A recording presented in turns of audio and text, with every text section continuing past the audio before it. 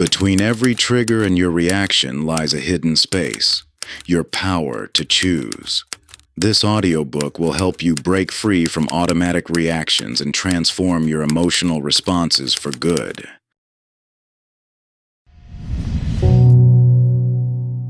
The Power of Not Reacting. Audiobook, Declan Stone. Published by Beyond the Noise. Introduction. In that split second after an impulsive reaction, we all know the feeling. The instant regret of words spoken in anger. The sinking realization after sending that emotionally charged email. Or the aftermath of a decision made from fear rather than wisdom. It's a universal human experience that leaves us wondering why, despite our best intentions, we keep falling into the same reactive patterns. But within this shared struggle lies an extraordinary truth.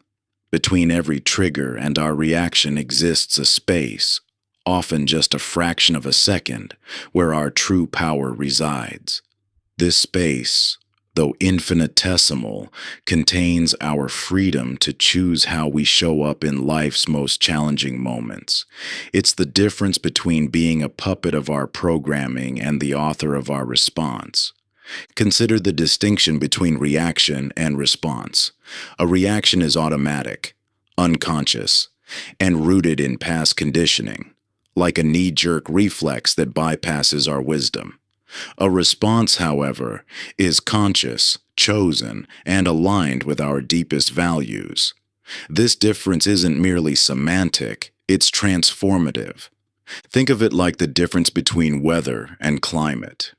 We can't control emotional weather, the natural arising of feelings and thoughts in response to life's events.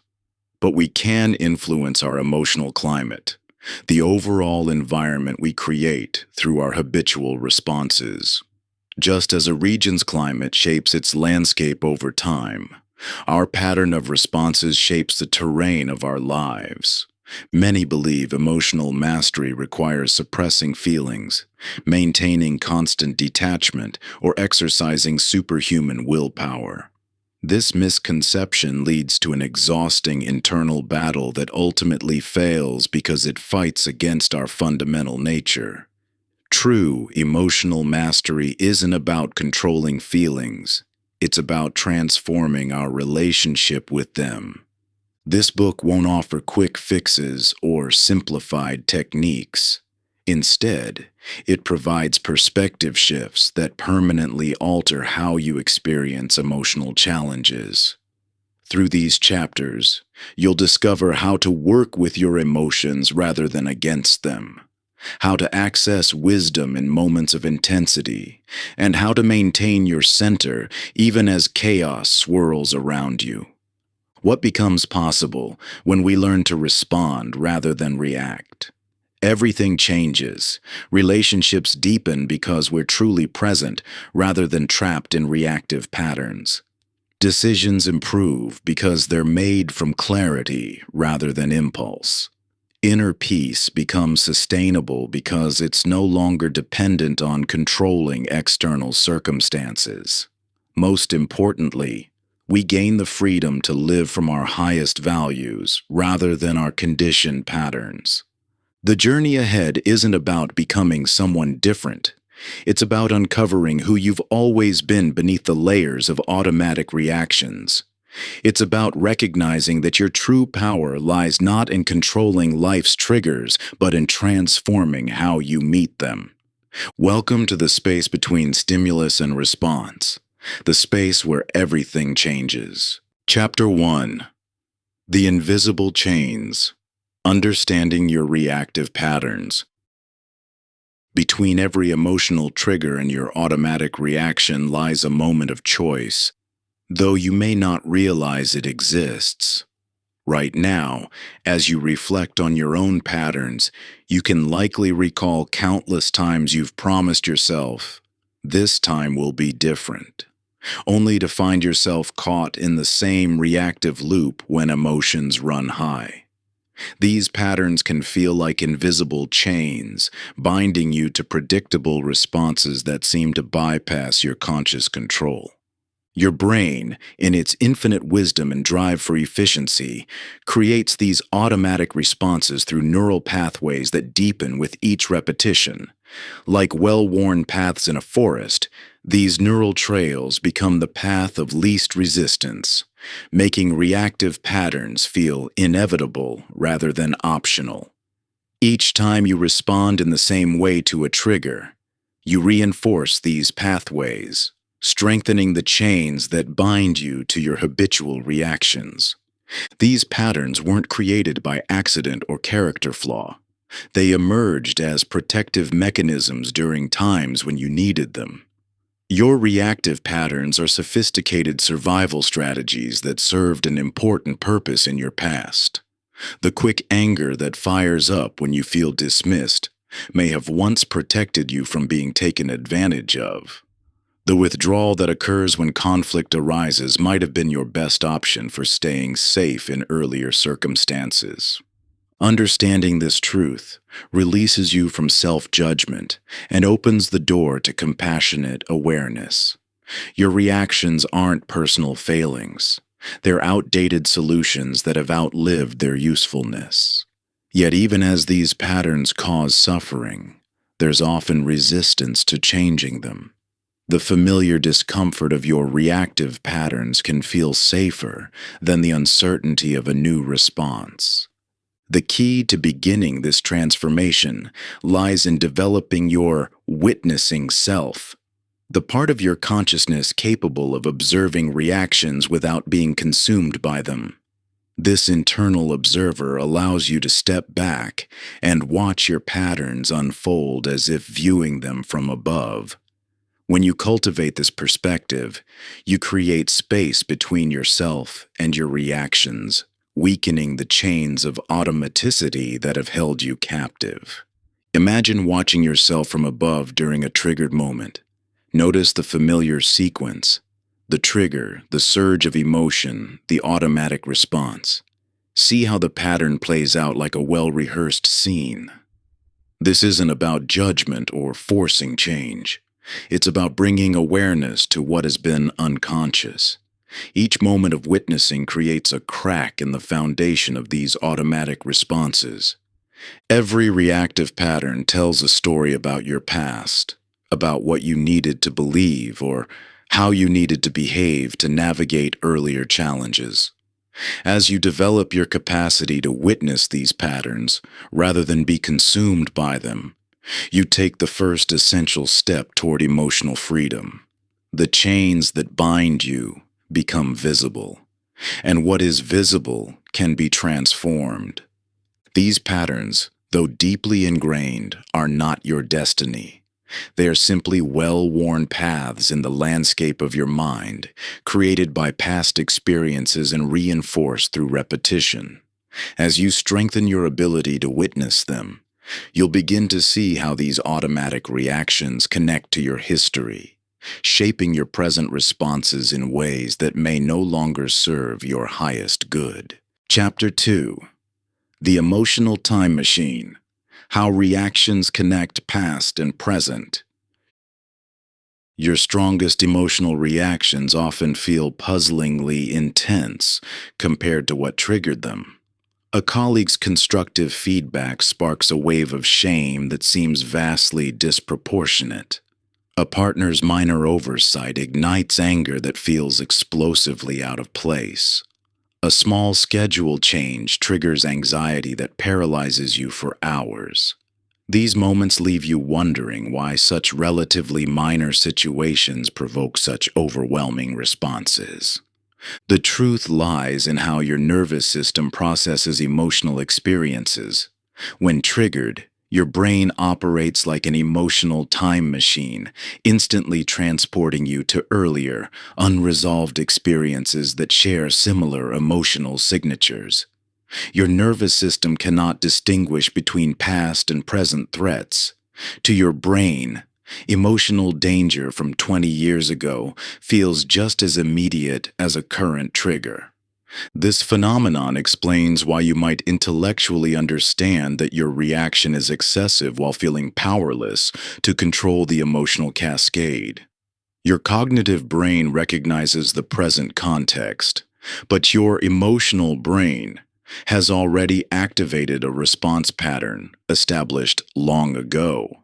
You're simultaneously in two time periods, cognitively in the present while emotionally reliving past experiences.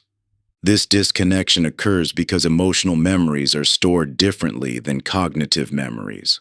While you can consciously recall the factual details of past events, emotional memories exist in a separate system that operates below conscious awareness.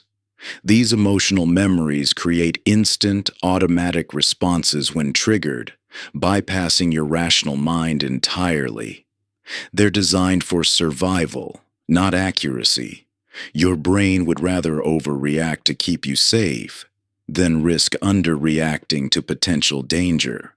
When you're hijacked by old emotions, you're experiencing your nervous system's natural protective function rather than a personal failure. Your brain isn't malfunctioning. It's doing exactly what it evolved to do: protect you based on past experiences. Understanding this biological reality helps shift perspective from self-judgment to self-awareness. Some might resist connecting current reactions to past experiences, viewing it as making excuses rather than taking responsibility. However, recognizing these connections actually increases your responsibility, your ability to respond rather than react. You can't change patterns you don't understand, and many reactive patterns remain unchanged precisely because their origins remain hidden. These origin stories often trace back to your earliest experiences of similar emotions. That overwhelming shame response might connect to childhood experiences of public criticism. The explosive anger might link to early feelings of powerlessness. The paralyzing anxiety might stem from times when unexpected changes led to negative consequences. Understanding these connections transforms confusing reactions into comprehensible responses. Your overwhelming shame makes perfect sense when you recognize it's carrying the weight of numerous past experiences. Your explosive anger becomes understandable when you see how it's protecting against old feelings of powerlessness. Your paralyzing anxiety appears logical when you consider earlier times when change meant loss of safety. This understanding begins breaking the automatic nature of these reactions. When you recognize that your response stems more from past experiences than present reality, you create space for new choices. You begin distinguishing between old threats and current challenges, between historical patterns and present possibilities. Your strongest reactions are often messengers from your past, carrying information about unresolved experiences seeking resolution. By understanding their origins, you begin transforming these reactive patterns from unconscious controls to conscious choices. This awareness forms the foundation for developing your emotional weather forecasting system, learning to recognize triggers before they fully activate so you can respond from present wisdom rather than past conditioning. Chapter 3: Emotional Weather. Forecasting, recognizing triggers before they activate. Your most intense emotional reactions might seem to strike like lightning from a clear sky, but in reality, they build like approaching storm fronts, gathering force before breaking. Just as meteorologists track weather patterns by observing atmospheric conditions, you can learn to recognize the subtle signs that precede your reactive states. Think of your emotional landscape as a complex weather system. Current conditions, your physical state, mental environment, and surrounding circumstances create the atmosphere where reactions either dissipate harmlessly or build into overwhelming storms. These conditions don't directly cause reactions, but they establish the environment where triggers are more likely to escalate into full emotional tempests. Your body constantly sends signals about approaching emotional weather. Physical tension, shallow breathing, or a quickened heartbeat often precede conscious awareness of emotional activation. Mental signs emerge too: racing thoughts, difficulty focusing, or a sense of overwhelm. Environmental factors play their role. Certain locations, relationships, or situations consistently correlate with stronger reactive tendencies. Understanding these patterns reveals that reactions don't materialize randomly. They follow predictable progressions, building momentum through recognizable stages. By developing awareness of these preliminary signals, you gain precious time to intervene before the reaction takes full control. Consider how physical states influence emotional weather. Fatigue dims your ability to process complex emotions, making reactions more likely. Hunger destabilizes blood sugar, creating irritability that can spark defensive responses. Stress accumulates in your body, priming your system for heightened reactivity. These conditions don't guarantee storms, but they create favorable conditions for emotional turbulence. Your mental landscape similarly affects reactivity. Unprocessed worry creates background tension that makes additional stressors harder to handle. Persistent self-criticism establishes patterns of shame-based reactions. Unresolved conflicts generate emotional static that interferes with present moment clarity. Environmental factors complete your emotional forecast. Certain relationships consistently correlate with specific reactive patterns. Particular settings trigger old emotional memories. Time pressures or performance demands create conditions where reactions flourish. This understanding transforms how you approach emotional management. Instead of attempting to control reactions once they're fully activated, you learn to monitor conditions that precede them. Like a meteorologist tracking pressure systems, you develop sensitivity to subtle shifts in your internal atmosphere. The skill of emotional meteorology involves regular self-checking throughout your day. Notice physical sensations, emotional undertones, and environmental influences. Track how these factors interact to create your current emotional climate. This ongoing awareness helps you recognize when conditions favor reactivity before triggers arise. Your personal weather map emerges through consistent observation. You begin identifying your unique warning signs. Perhaps tension in your shoulders precedes anger, or a particular thought pattern reliably forecasts anxiety. These patterns become reliable indicators, allowing you to prepare for approaching emotional weather. This predictive awareness doesn't guarantee clear skies, but it provides valuable lead time before storms hit. When you recognize brewing reactions, you gain the opportunity to adjust course. Sometimes, simply acknowledging approaching turbulence helps dissipate its force. Other times, you can proactively address contributing factors before they combine into overwhelming reactions. Developing this forecasting ability requires patience and practice. Initially, you might only recognize signs after reactions occur, but gradually, your awareness expands to earlier stages of the pattern. You start noticing subtle shifts that previously escaped attention. This growing sensitivity transforms your relationship with emotional weather. As your forecasting skills develop, you discover that emotional storms don't require your submission. Understanding approaching patterns allows you to prepare, adjust, or seek shelter when needed. This knowledge fundamentally changes how you experience triggering situations. Instead of feeling helpless, swept away, you recognize the gathering clouds in time to respond thoughtfully. The paradox of emotional mastery begins emerging here. Direct attempts to control emotions often intensify them, like trying to fight against a powerful wind. True empowerment comes not from controlling emotional weather, but from skillfully navigating it through enhanced awareness and understanding. Chapter 4: The Illusion of Control. Why trying to control emotions backfires. Trying to control emotions is like fighting against quicksand.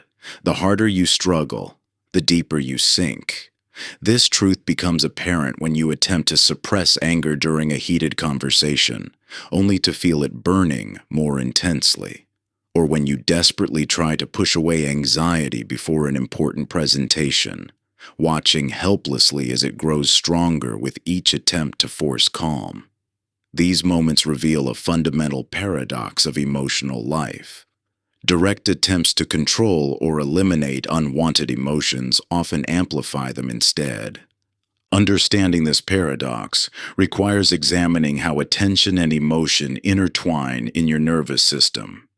When you focus on not feeling something, you ironically direct more attention toward it. It's similar to being told not to think about a purple elephant. The very instruction makes the image more prominent in your mind. Your brain's threat detection system interprets this focused attention as evidence of danger, triggering additional emotional activation. The quicksand metaphor illuminates why willpower-based approaches to emotional control typically backfire. Just as thrashing in quicksand accelerates sinking, fighting against emotions increases their intensity. Your resistance creates tension, and this tension becomes feedback that confirms the emotion's importance, leading to escalation rather than relief. This pattern plays out across various emotional experiences. Trying not to feel anxious makes you anxious about feeling anxious. Attempting to suppress sadness adds a layer of frustration to the original feeling. Forcing yourself to calm down when angry often intensifies the rage. Each attempt at control becomes another layer of struggle, moving you further from the peace you seek. The brain's emotion regulation systems operate counter to common intuition. Emotions don't respond to orders or force. They're more like water. The harder you try to grip them, the more they slip through your fingers. This explains why telling yourself to just stop feeling this way proves ineffective and often counterproductive. Many resist this understanding because it seems to suggest surrendering to emotional chaos. If we don't control our emotions, won't they control us? This fear reflects a crucial misunderstanding about the nature of emotional freedom. There's a vast difference between experiencing an emotion and being controlled by it. Consider the martial art of Aikido, where practitioners redirect an opponent's energy rather than opposing it directly. This principle offers a powerful alternative to emotional control. Instead of meeting emotions with resistance, you can learn to acknowledge their presence while redirecting their energy. This creates a middle path between suppression and indulgence. Just as an Aikido master bows to their opponent before redirecting their attack, you can bow to your emotions, acknowledging their presence without giving them control over your actions. This simple act of recognition often causes emotions to shift naturally, without direct intervention. Emotions function more like messengers than enemies. When you fight or ignore them, they simply shout louder to be heard. But when you acknowledge their message, even difficult emotions often soften or transform. This doesn't mean you agree with the emotion or act on its impulses. It simply means you're willing to feel what's present. The path to emotional freedom paradoxically requires relinquishing the fight for control. By dropping the struggle against unwanted emotions, you create space for them to move through you naturally. This space allows you to respond thoughtfully rather than react automatically to emotional activation. Imagine emotions as weather patterns moving through the sky of your awareness. You can't control the weather, but you can learn to navigate it skillfully. Just as fighting against the wind makes sailing more difficult, Struggling against emotions creates unnecessary turbulence in your inner world. This understanding points toward a profound shift in how you relate to emotional experience. Instead of asking, "How can I control this feeling?" the more useful question becomes, "How can I create space to experience this emotion without being controlled by it?" This shift marks the beginning of true emotional freedom. Not freedom from emotions, but freedom to experience them without becoming entangled in struggles for control. The key lies in recognizing that influence over your emotional life comes not through force, but through presence. By learning to be present with emotions without attempting to change them, you paradoxically gain more agency in how they affect your behavior and choices. Chapter 5. The Power of the Pause. Creating space between stimulus and response. Time seems to move differently for those who have mastered emotional composure. Consider elite athletes performing under immense pressure. They appear to slow down crucial moments, making split-second decisions with remarkable clarity while everyone else remains caught in reactive chaos. This capacity to create space between trigger and response isn't a superhuman trait. It's a learnable skill that exists within each of us. The ability to pause, even for a microsecond, fundamentally transforms our relationship with emotions. Imagine emotions as waves in the ocean. Without the pause, you're tumbling beneath their surface, gasping for air and fighting against their power. But with even the briefest pause, you gain the perspective to ride these same waves, working with their energy rather than drowning in it. This transformation occurs at a neurological level. When you react instantly to a trigger, the limbic system, your brain's emotional center, hijacks your higher reasoning. But that tiny pause activates your prefrontal cortex, the seat of conscious choice.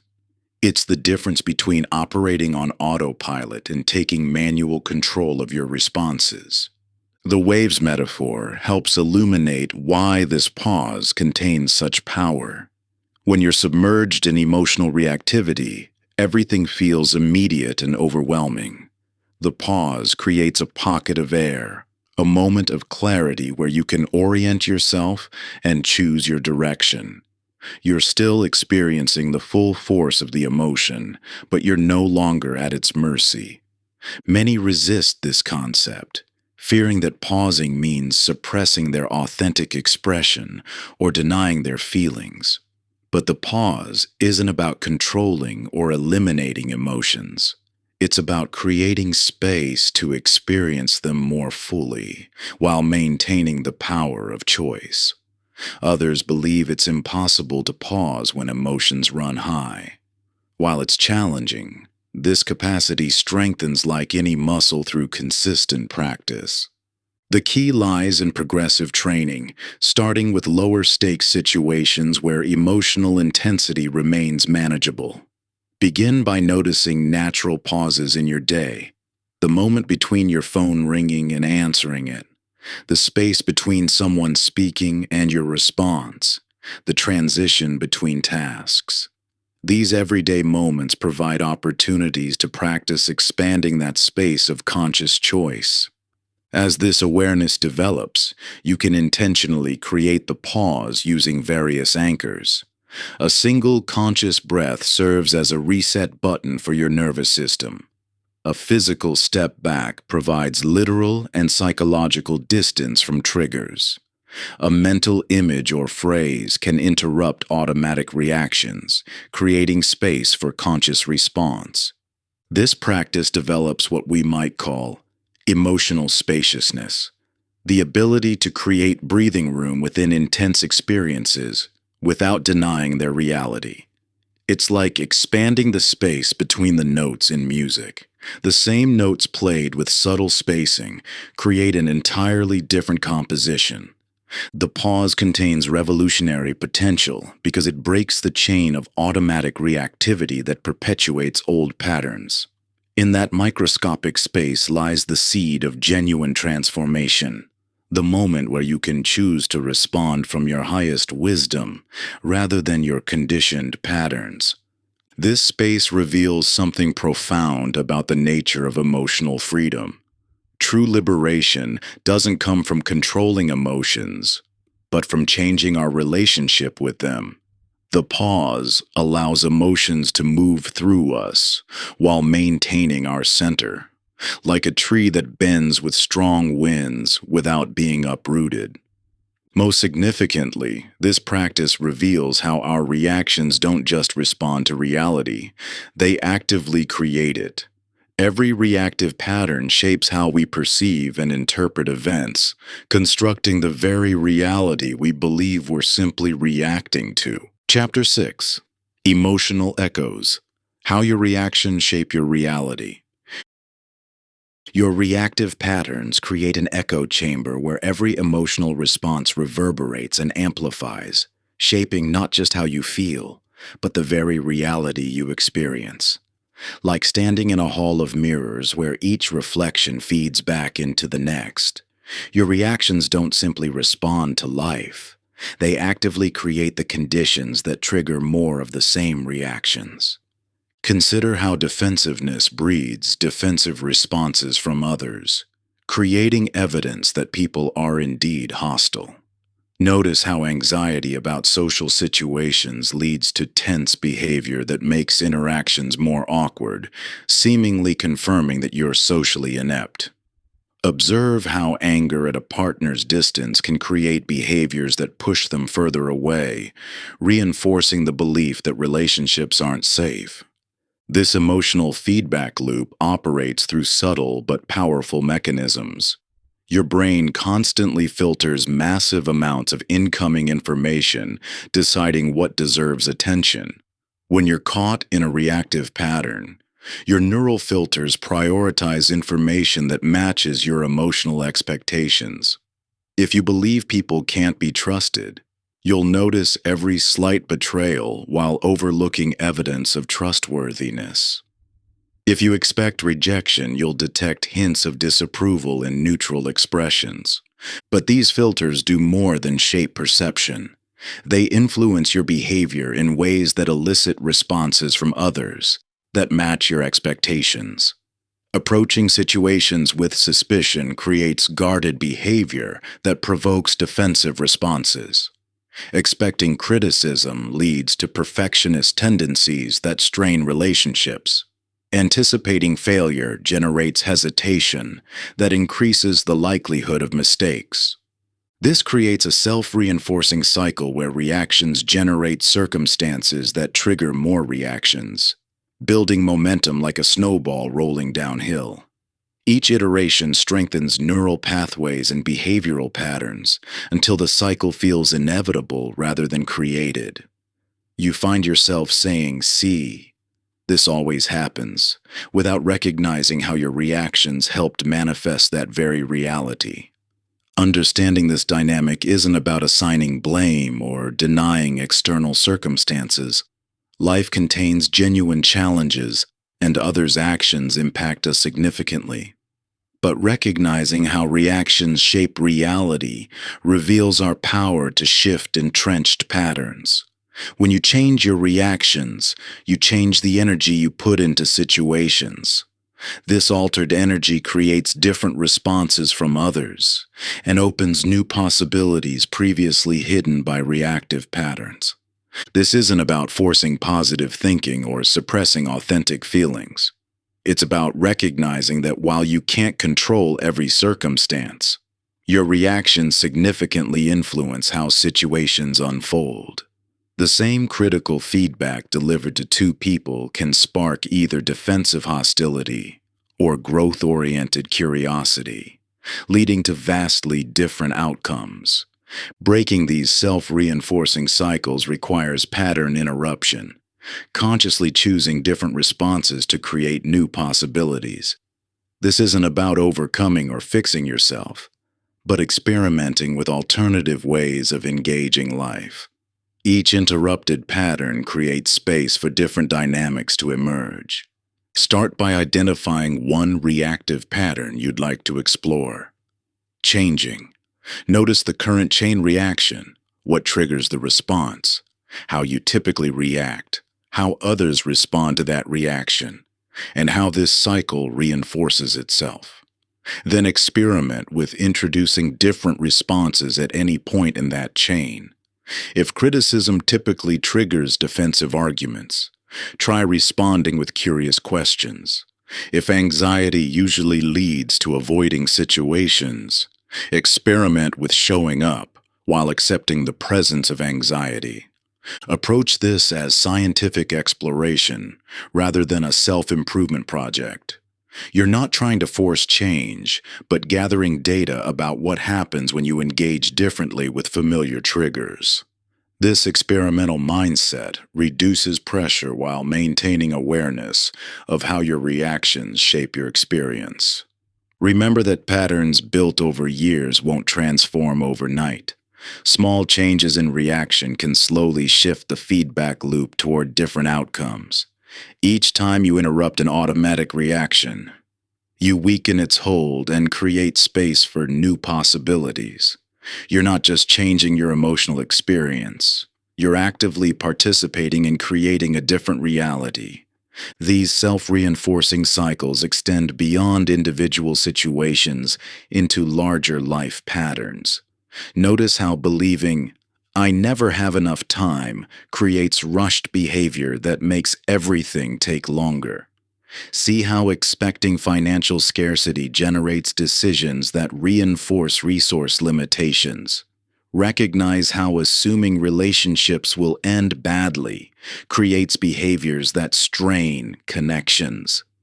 This understanding reveals tremendous power hiding within your reactive patterns. While you can't control every external circumstance, your responses shape the reality you experience in profound ways. Each interrupted pattern, each conscious response, each experiment with different reactions plants seeds for new possibilities to emerge. The echo chamber of reactivity can transform into a spiral of growth when you recognize your role in creating your experience. This isn't about blame, but empowerment. Seeing how changing your reactions can shift entire patterns of reality in life. Enhancing ways. Your responses ripple outward, touching every aspect of your existence, from daily interactions to life's defining moments. Each time you pause instead of react, you're not just changing a single moment. You're redirecting the flow of energy that shapes your entire journey. This truth holds immense possibility. Your power to transform doesn't require waiting for perfect circumstances or other people to change. It exists right now, in your capacity to respond differently to what life presents. Chapter 7. The Witness. Within. Developing your observing self. Like watching a captivating film that pulls you so completely into its world that you forget you're sitting in a theater, emotions can consume your awareness until you lose all sense of perspective. When caught in anger's grip, the entire world becomes tinted with rage. In anxiety's embrace, every situation appears threatening. During depression's reign, all hope seems permanently extinguished.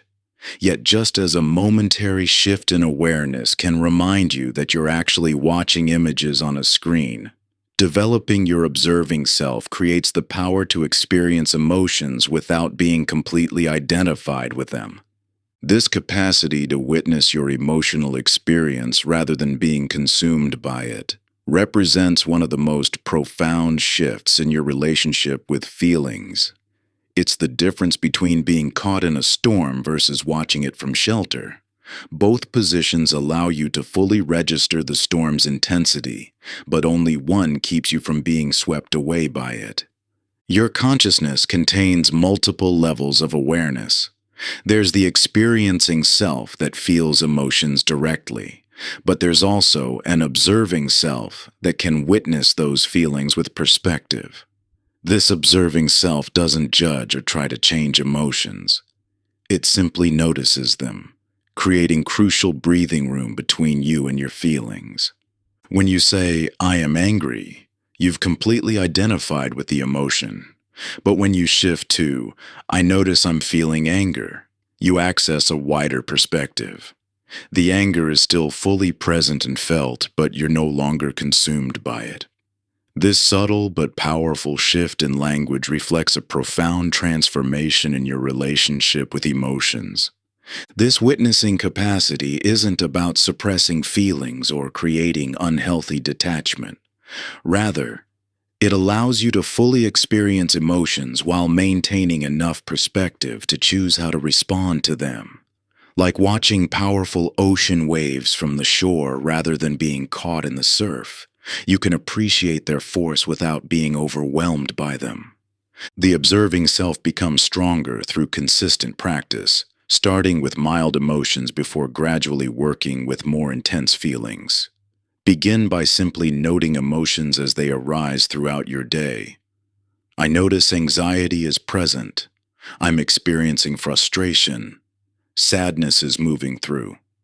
This deliberate labeling strengthens your ability to witness emotions rather than immediately identifying with them.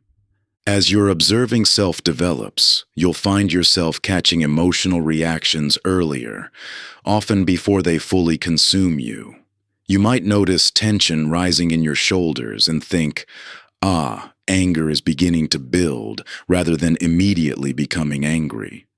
This early recognition creates space for choice in how you engage with the emotion. This isn't about achieving some idealized state of permanent calm. The observing self notices turbulent emotions just as it notices peaceful ones, bringing the same quality of curious attention to all experiences. It's about expanding your perspective rather than trying to control your emotional weather. When you develop this capacity to witness emotions without being defined by them, you access a profound source of emotional freedom. No matter how intense a feeling becomes, some part of you remains spacious enough to hold it with awareness. This doesn't mean emotions lose their impact. Rather, they lose their power to completely overwhelm your sense of self. Think of your observing self as an internal mountain. No matter what weather passes through, the mountain remains stable. Emotions still create real impacts, just as wind and rain affect a mountain's surface. But your essential nature stays grounded, allowing you to experience feelings fully while maintaining perspective. Your body holds profound wisdom in its emotional signals, constantly communicating valuable information about your experience.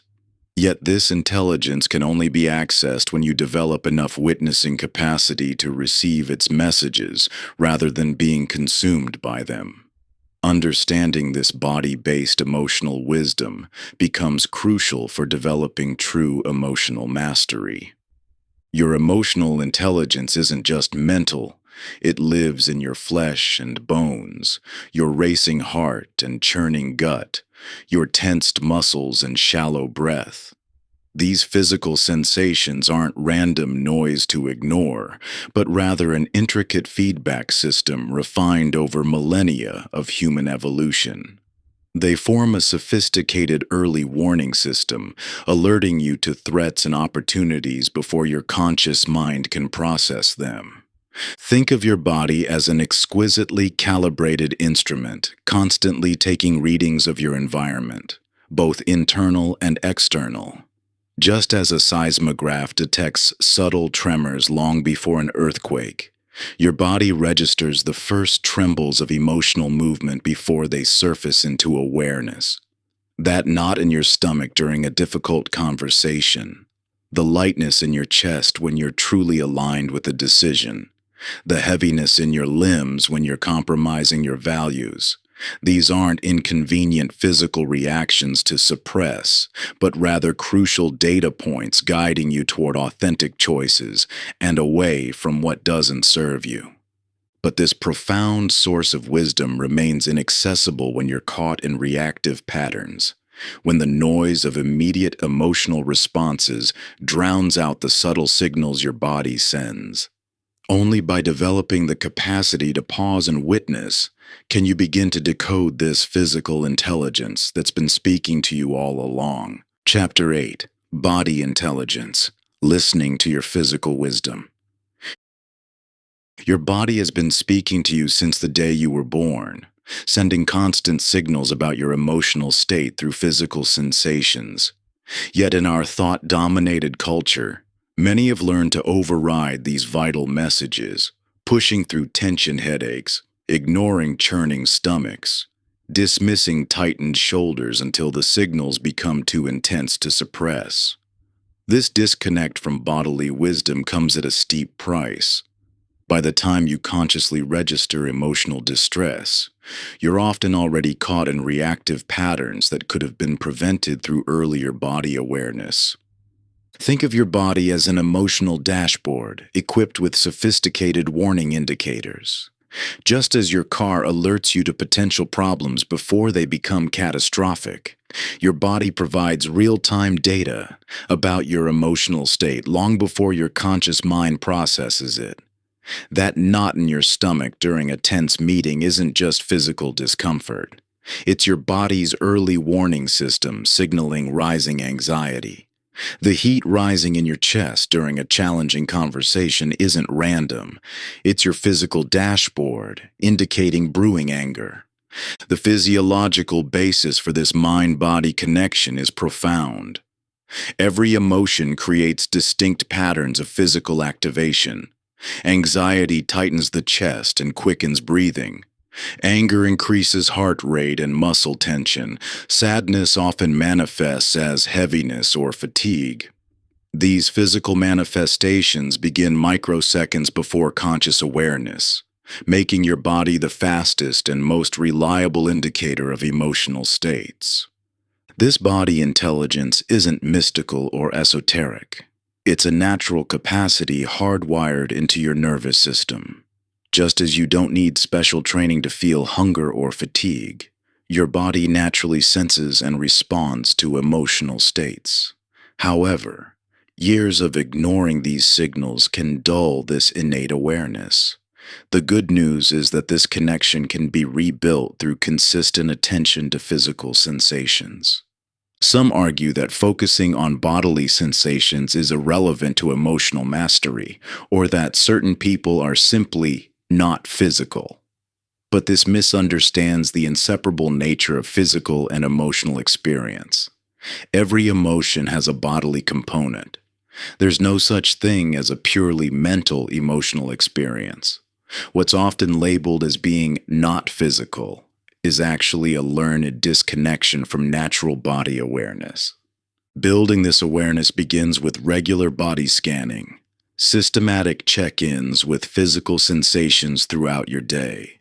Start at your feet and slowly move your attention upward, noting areas of tension, temperature changes, or other sensations without trying to change them.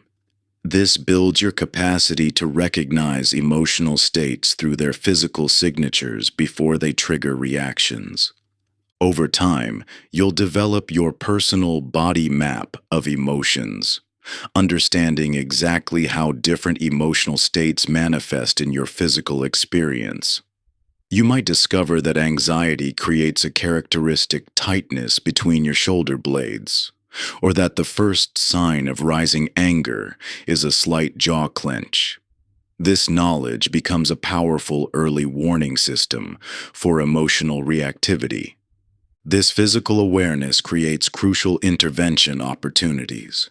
When you notice your breathing becoming shallow, a common precursor to anxiety, you can choose to take deeper breaths before the emotional cascade begins. When you feel heat rising in your face, often signaling anger, you can create space for a more measured response before reaction takes over. The body's wisdom often precedes mental understanding. In situations where your mind is still processing or rationalizing, your body has already registered the emotional truth of the situation.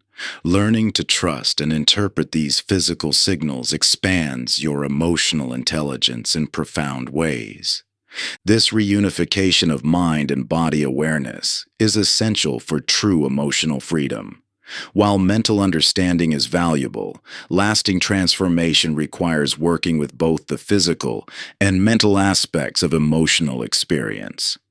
Your body isn't just a vehicle for carrying your mind around. It's an integral part of your emotional guidance system. The language of physical sensation provides vital information about your emotional state, but it's just one aspect of emotional intelligence. As you deepen this body awareness, you'll discover that expanding your emotional vocabulary creates even more options for responding rather than reacting.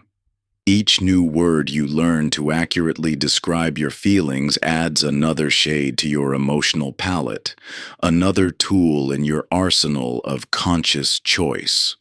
Where you once might have labeled everything as simply angry or sad, you begin to recognize the subtle differences between frustration, irritation, and outrage, between melancholy, disappointment, and grief.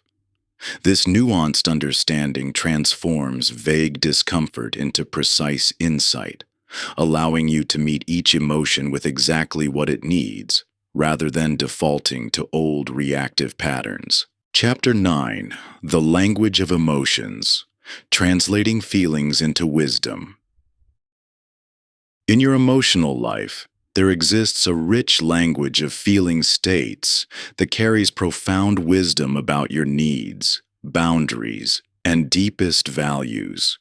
Yet, like trying to navigate a foreign country without knowing the local tongue, you may find yourself struggling to interpret the messages your emotions are sending.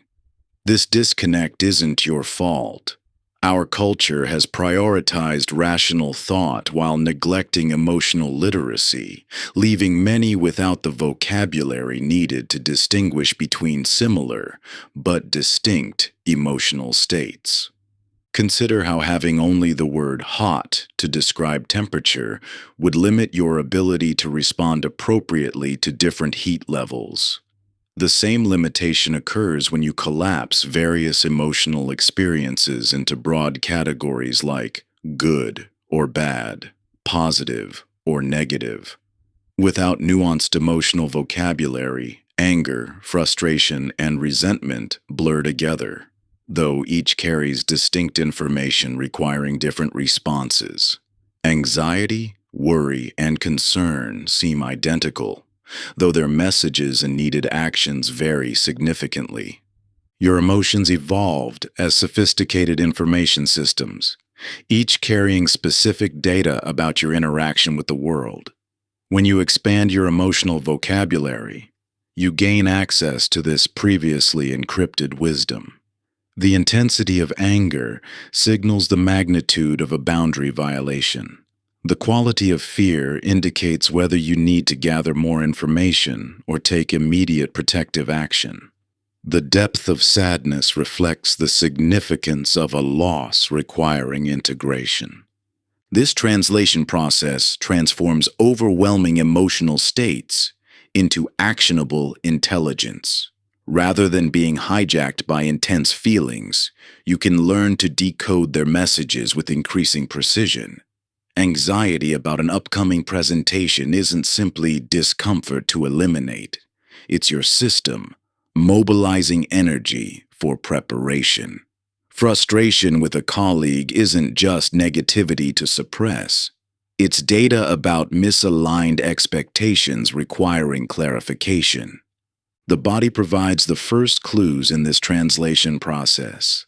Physical sensations offer a kind of emotional Rosetta Stone, helping you decipher the difference between emotions that might seem similar on the surface.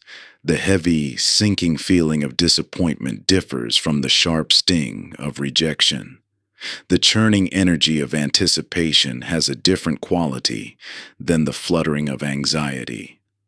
As you develop this emotional literacy, you'll notice that feelings you once considered purely negative often contain crucial wisdom. Guilt, when accurately translated, points toward actions misaligned with your values. Jealousy highlights areas where you desire growth or recognition. Even shame, perhaps the most challenging emotion to sit with, often signals places where you've internalized standards that may not serve your authentic development. Beyond individual emotions lies the syntax of emotional patterns, how feelings flow and combine to create deeper meaning.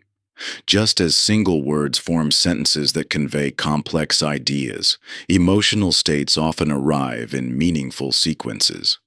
Understanding these patterns allows you to recognize when initial emotions mask deeper feelings. Anger might be the first word in an emotional sentence that continues with hurt and ends in fear of vulnerability.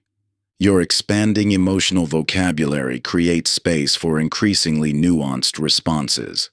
When you can distinguish between feeling disappointed versus dejected, you can calibrate your response appropriately.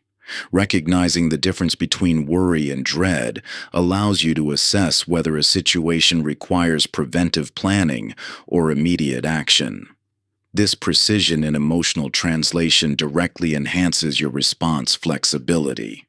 Moreover, this growing emotional literacy transforms your relationship with intensity.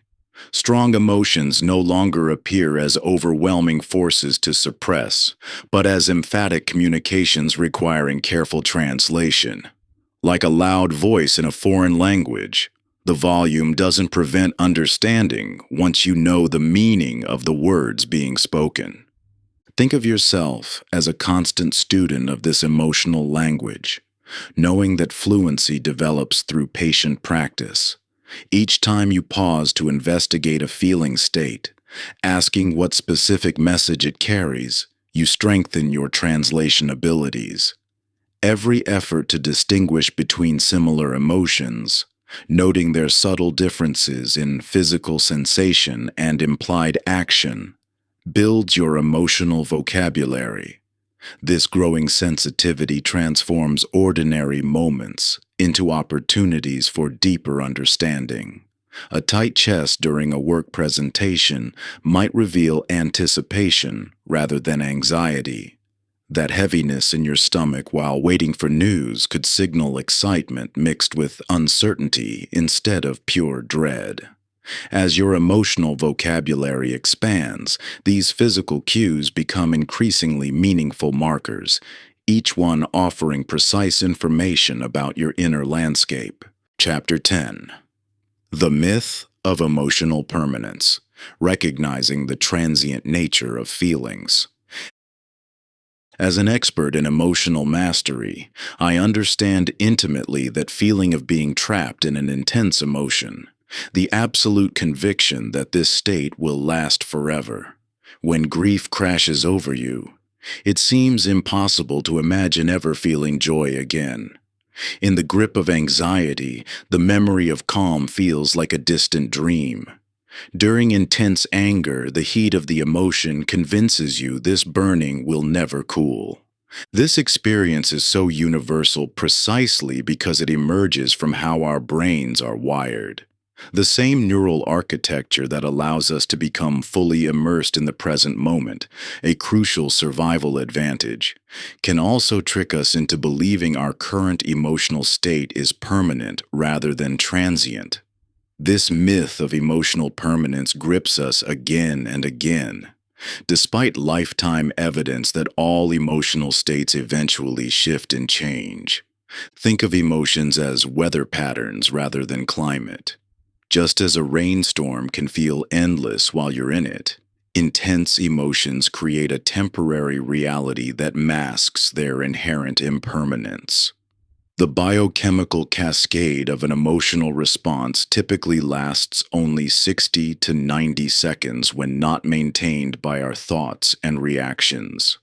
Yet, our subjective experience of emotions often extends far longer because we unconsciously fuel them through attention and rumination. Understanding the naturally fluctuating nature of emotions doesn't minimize their reality or importance. Your grief is no less genuine because it will eventually transform. Your anxiety carries no less vital information because it will ultimately subside.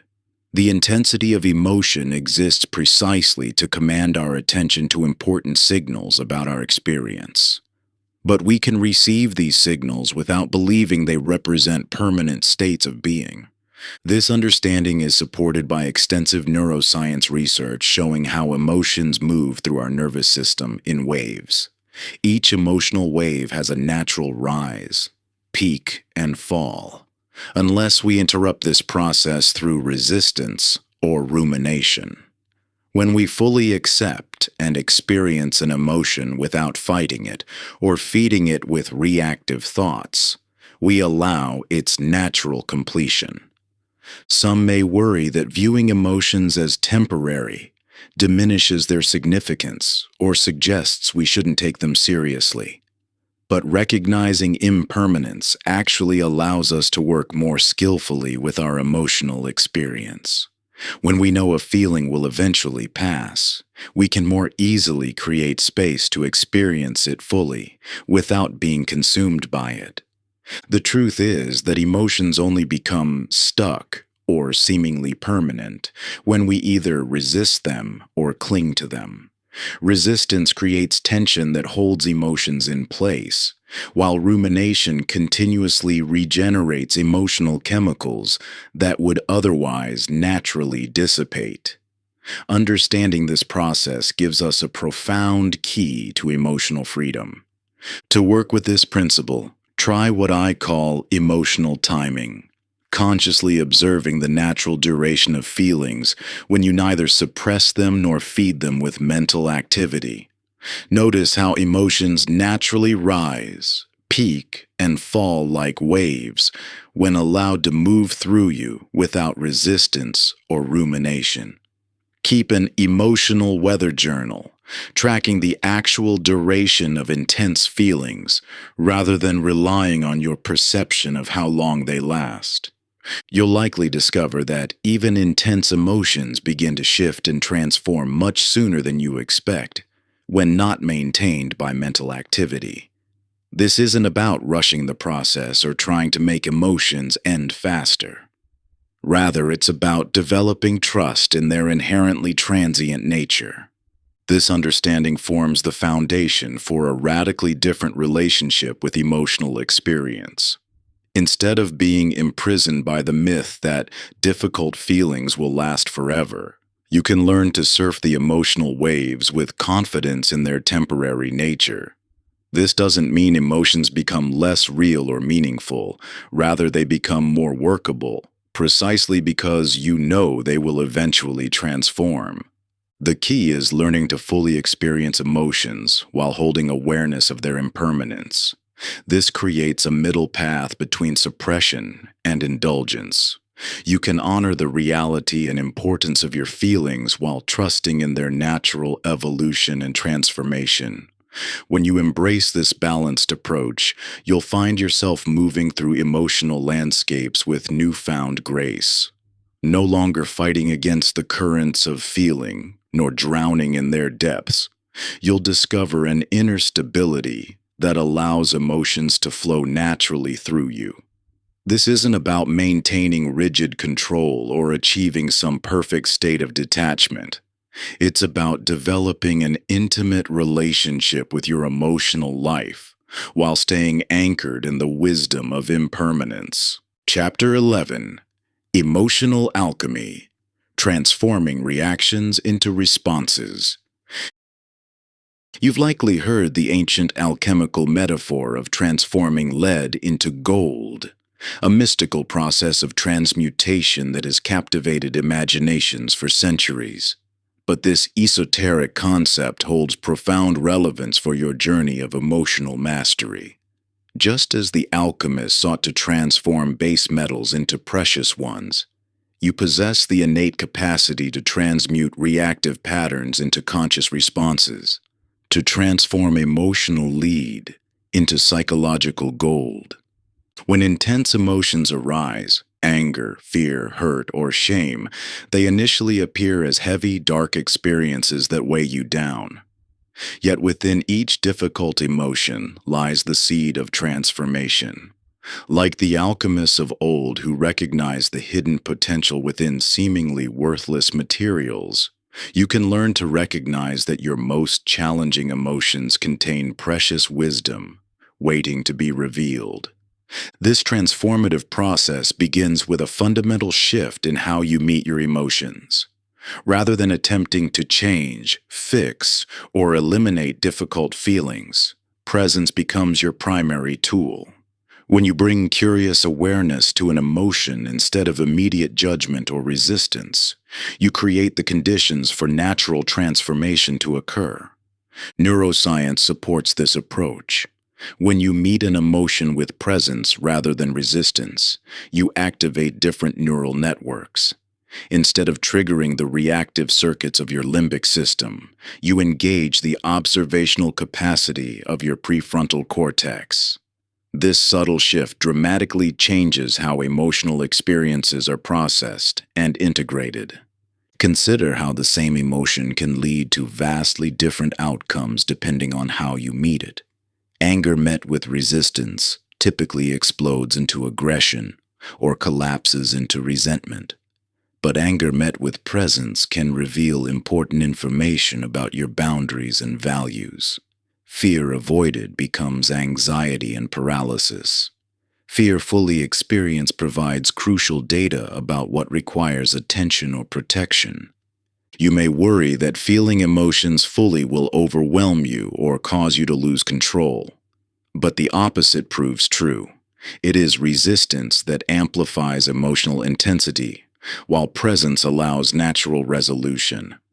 Like a wave that crashes harmlessly when given space to move, emotions release their charge when met with acceptance rather than opposition. The alchemical process of emotional transformation follows reliable principles. First, acknowledge the emotion without judgment, naming it simply. I notice anger is present. Then, feel it fully in your body without acting on it, allowing the physical sensations to be exactly as they are. From this space of presence, identify what the emotion reveals about your deeper needs or values. Finally, choose a response aligned with wisdom rather than reaction. Through this process, anger can transform into clear boundary setting rather than aggression. Fear can become discerning awareness rather than paranoid withdrawal. Hurt can evolve into authentic communication rather than defensive walls. The base metal of reaction becomes the gold of conscious response. This transformation doesn't mean emotions disappear or that you'll never feel triggered. Rather, you develop the capacity to work skillfully with emotional energy, neither suppressing it nor being controlled by it. You learn to extract the wisdom within each emotional experience, while remaining free to choose your response. Your emotions are not problems to be solved, but energy to be transformed. Like the alchemist who recognized that lead contained hidden gold, you can discover that even your most difficult emotions hold the seeds of wisdom, strength, and conscious action. Through the consistent application of presence, every emotional trigger becomes an opportunity for transformation. The real alchemy occurs not in changing emotions themselves, but in transforming your relationship with them. As you develop trust in this process, you'll find yourself less afraid of intense feelings and more confident in your capacity to work with them skillfully. This is the path of emotional mastery, not the elimination of challenging emotions, but their transformation through the catalyst of presence. This transformative capacity becomes especially crucial in relationships, where emotional triggers arise regularly through interaction with others. Here, your ability to transform reactions into responses directly impacts the quality of your connections. Your relationships become living laboratories where this transformative wisdom finds its deepest expression. Each interaction presents a fresh opportunity to practice presence instead of reactivity, to choose conscious response over unconscious patterns. As you bring this awareness into your daily connections, you'll witness how a single transformed reaction can shift the entire dynamic of a relationship, creating space for genuine understanding and deeper intimacy. This journey of emotional transformation extends far beyond individual moments of challenge.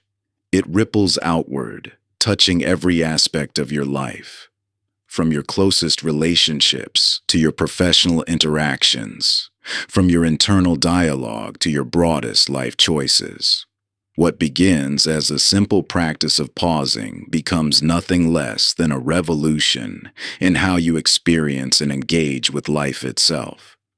The chapters that follow will illuminate specific aspects of this transformative journey, offering deeper insights into the practical application of these principles in your daily life.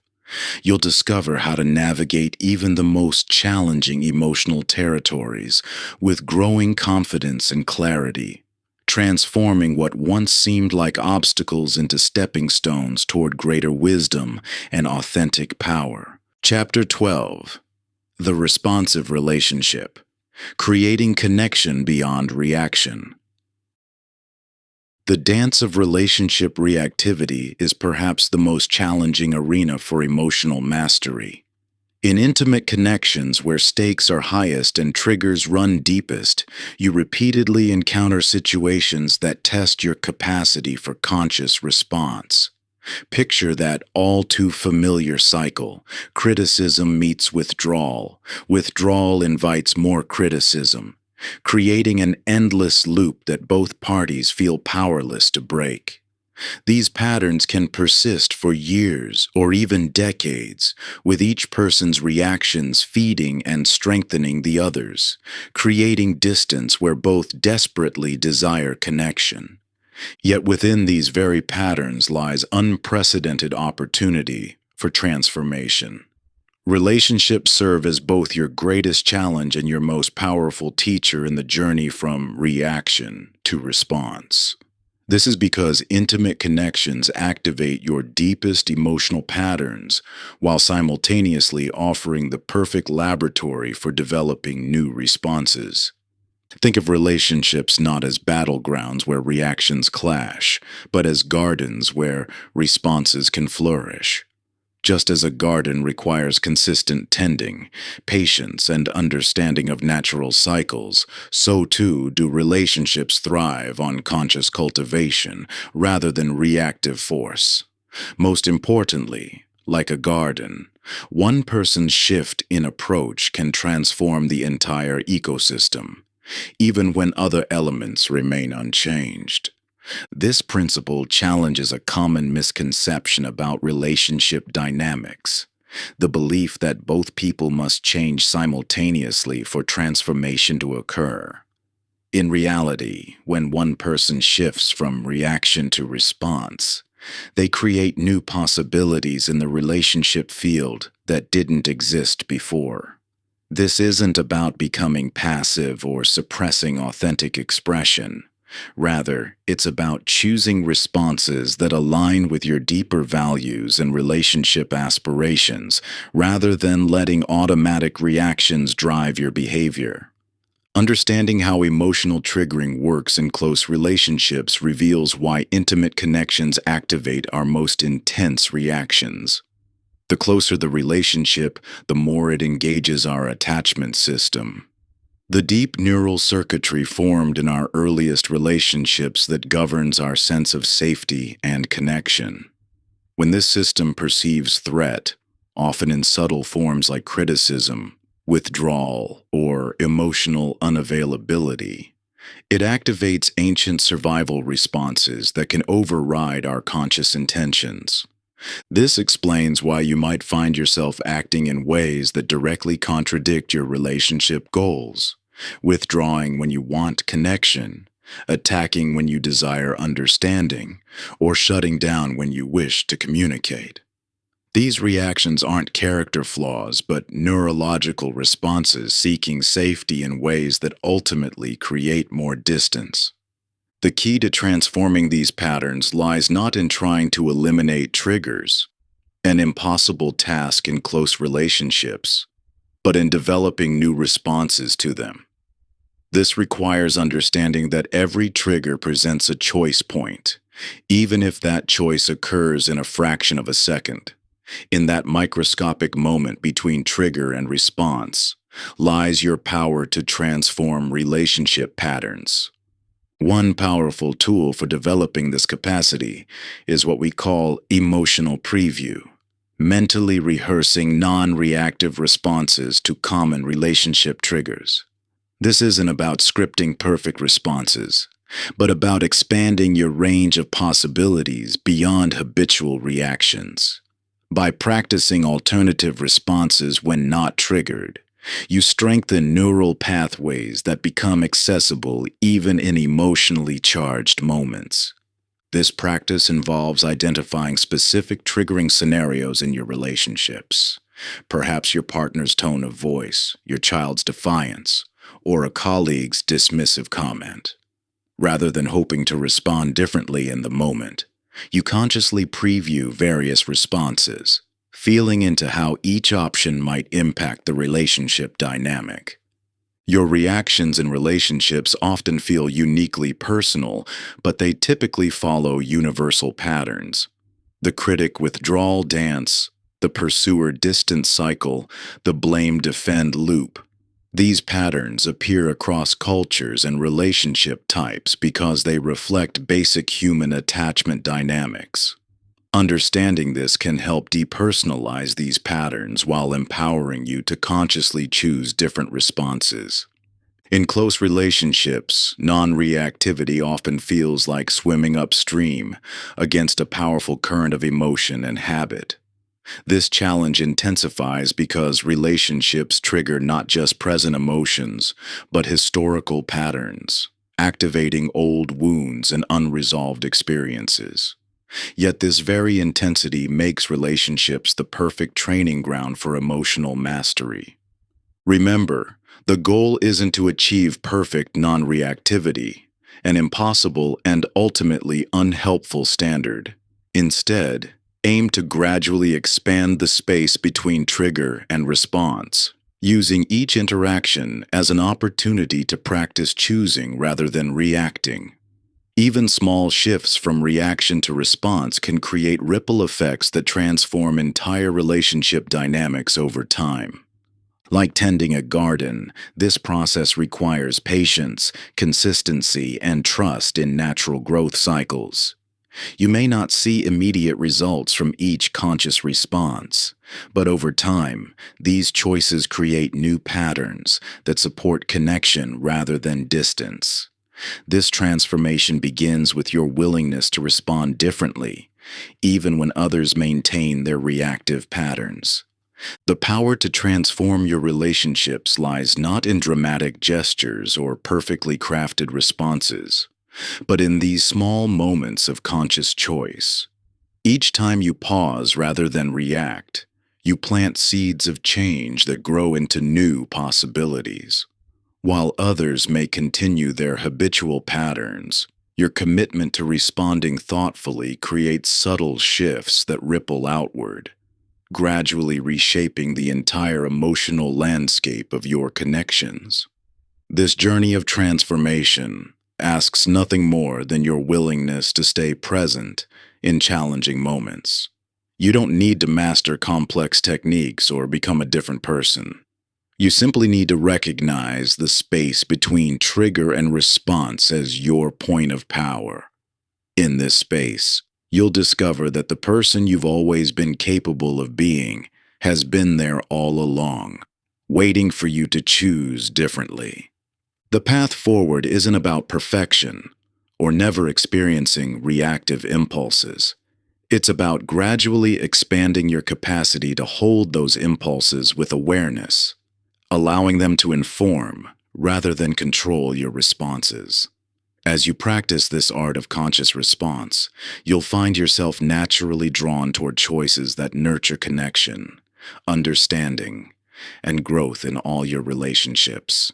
Chapter 13: The Decision to Respond. Choosing in the Heat of the Moment. Standing at the crossroads of reaction and response, you face a moment of profound potential. In that fraction of a second between trigger and action, an entire universe of possibility exists.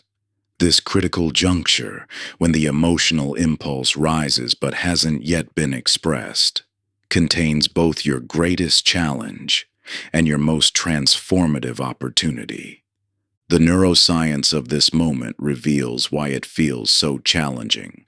When emotional arousal peaks, your brain's threat detection system, the amygdala, floods your body with stress hormones, preparing you for immediate action. This biochemical cascade narrows your perception, limiting your awareness to what seems most urgent while temporarily disconnecting you from your brain's wisdom center, the prefrontal cortex. Yet within this very challenge lies the key to emotional freedom.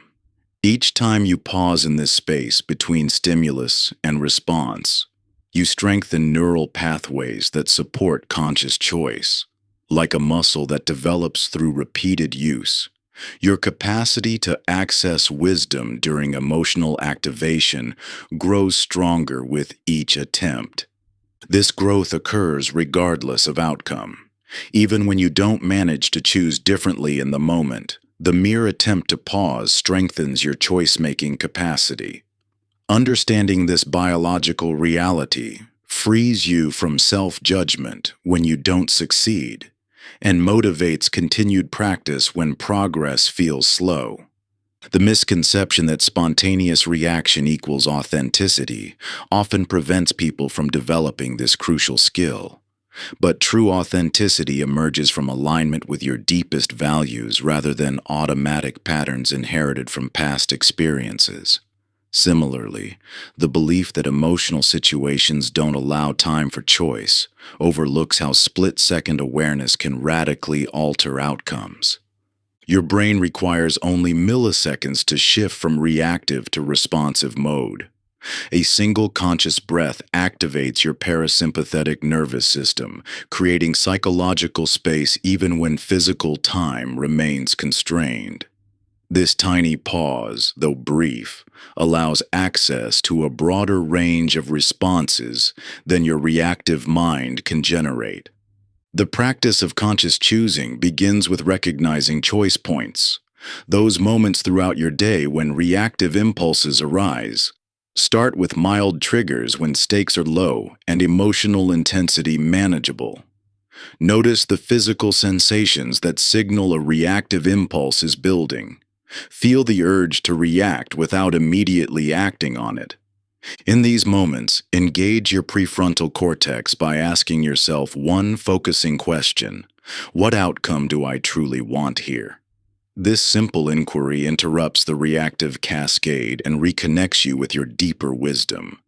Let your response emerge from this place of clarity rather than automatic reaction. As your capacity strengthens, gradually apply this practice to more challenging situations.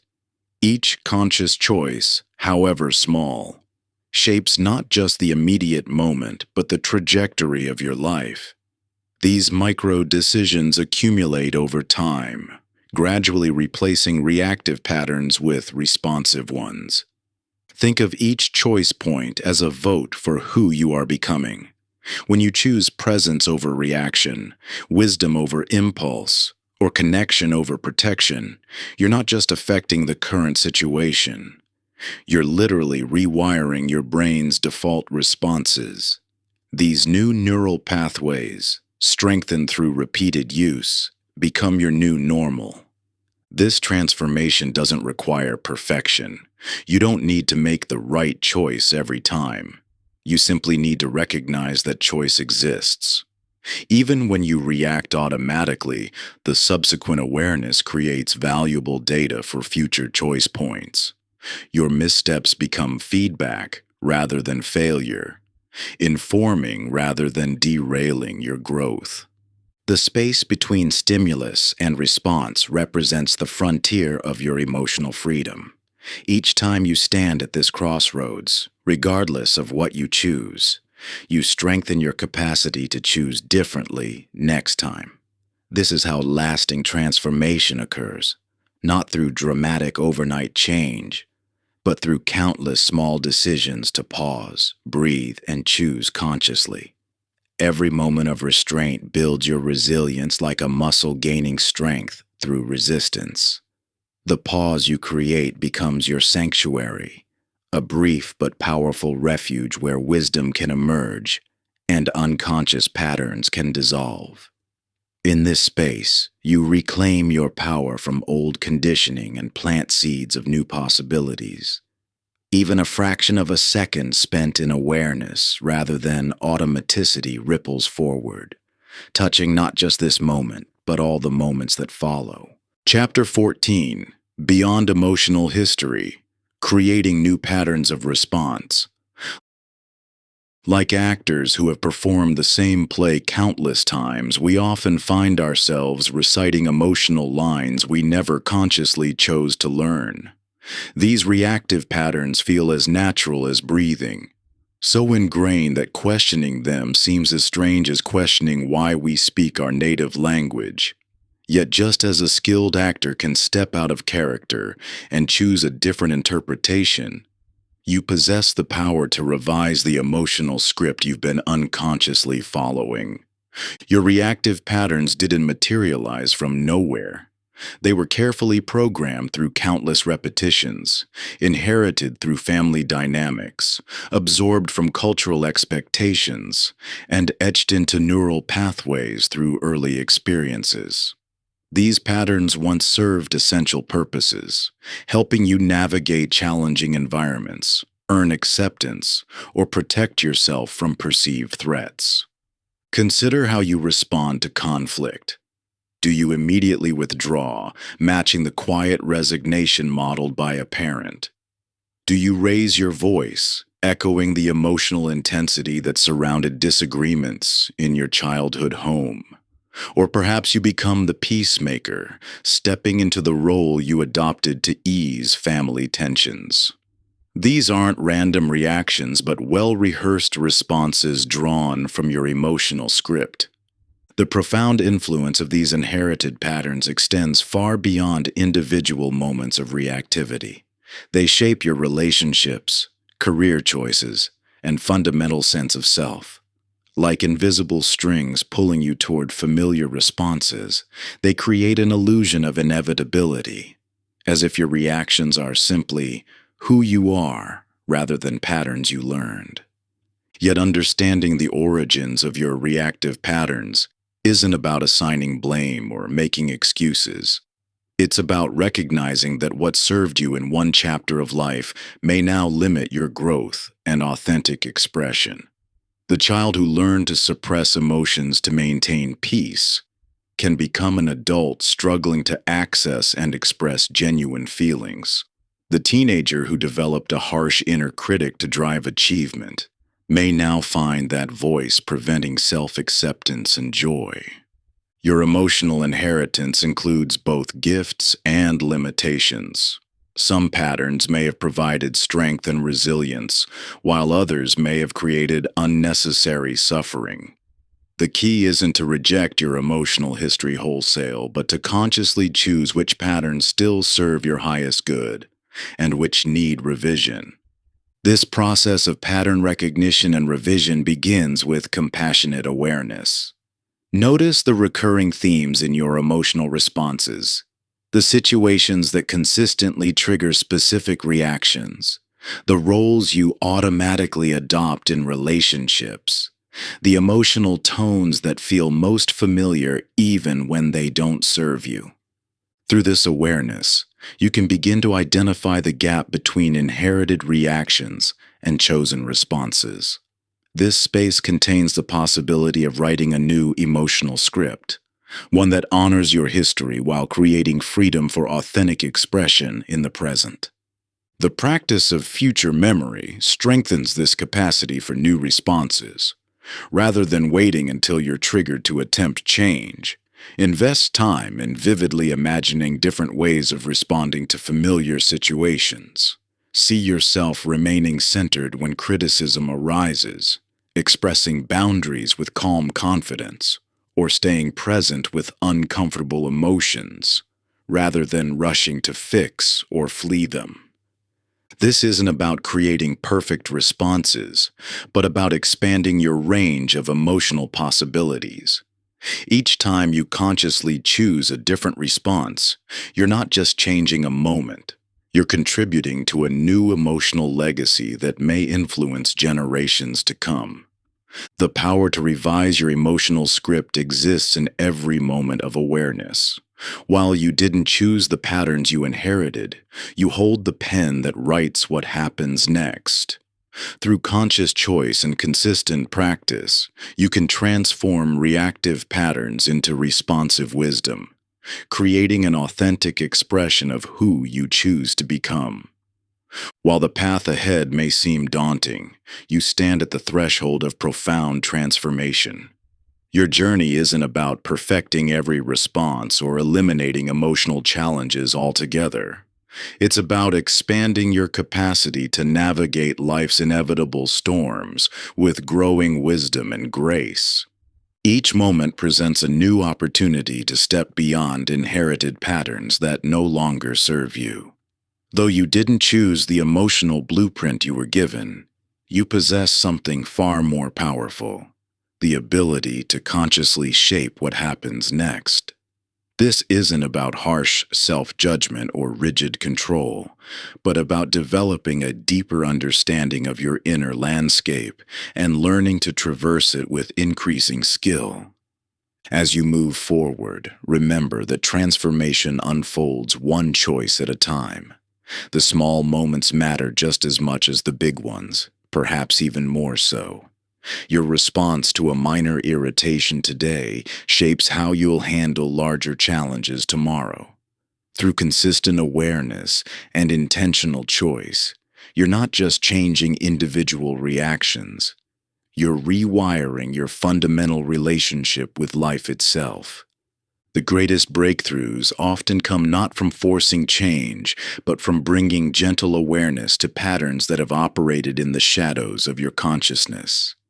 As you shine this light of awareness into previously automatic responses, new possibilities naturally emerge. You're developing not just better responses, but a deeper capacity to hold space for whatever life brings your way.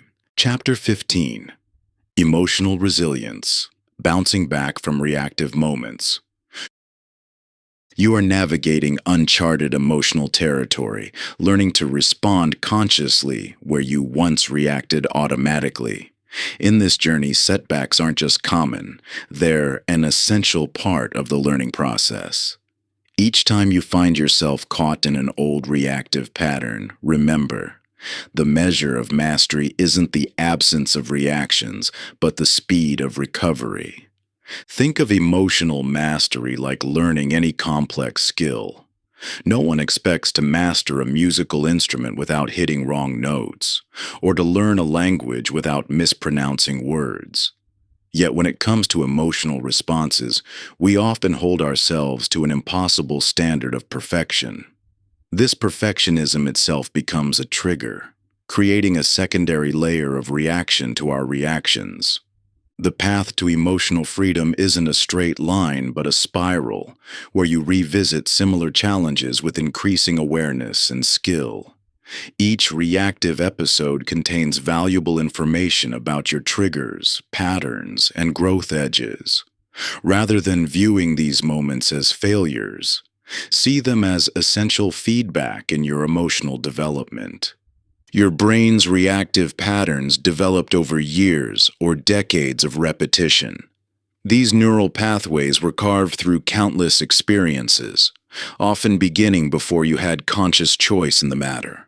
Expecting to override these deeply grooved patterns without occasional setbacks is like expecting to rewire your house while keeping all the lights on. The key distinction lies in understanding that resilience isn't about preventing falls. It's about learning to get up quickly, with wisdom rather than shame. When you respond to reactive episodes with harsh self-judgment, you actually reinforce the very patterns you're working to transform. This self-criticism often triggers additional reactive cycles, creating a cascade of emotional activation that could have been interrupted with self-compassion. This doesn't mean accepting harmful behavior or avoiding accountability.